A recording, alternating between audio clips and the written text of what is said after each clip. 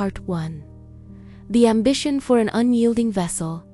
I have always believed that a powerful organization must resemble an ocean-going vessel. Within my management handbook, there was no room for frailty. I told myself a leader must be a firm helmsman, and his crew must be fearless sailors who do not flinch before any storm.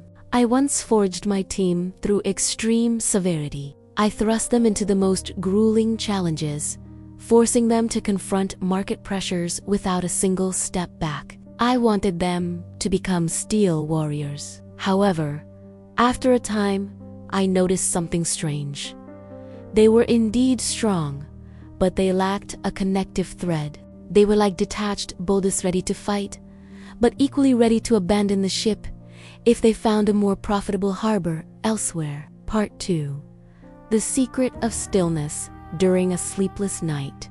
Struggling to unite those prideful egos, I sought out my mentor. I asked him, how can I make these fearless sailors fight not just for themselves, but for this ship with all their hearts? My mentor did not simply show me how to grip the wheel tighter. He pointed to the vast night sky and said, it is good that you want them to be courageous, but look at the North Star.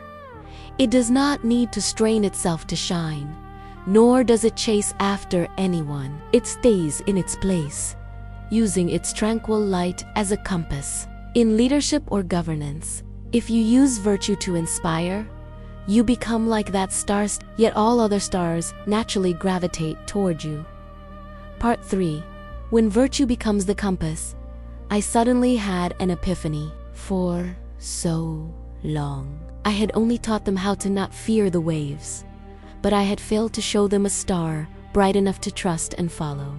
If I were merely a technically skilled helmsman lacking in virtue, I would only possess their strength, not their loyalty. I began to transform my conduct. I remained a pioneering helmsman, but I used tolerance to shield my team's mistakes. I used integrity as an example and a pure heart to treat every colleague. I realized that when a leader takes virtue as their foundation, the courage of the employees is no longer meaningless. Desperation, it becomes bravery fueled by an ideal. Part 4. A galaxy converging. My ship now continues to glide through turbulent seas with a fearless crew. But there is a profound difference.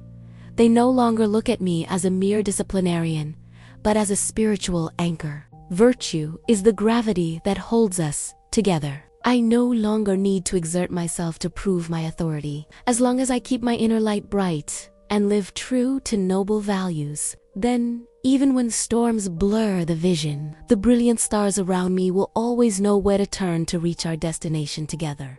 Thank you for watching.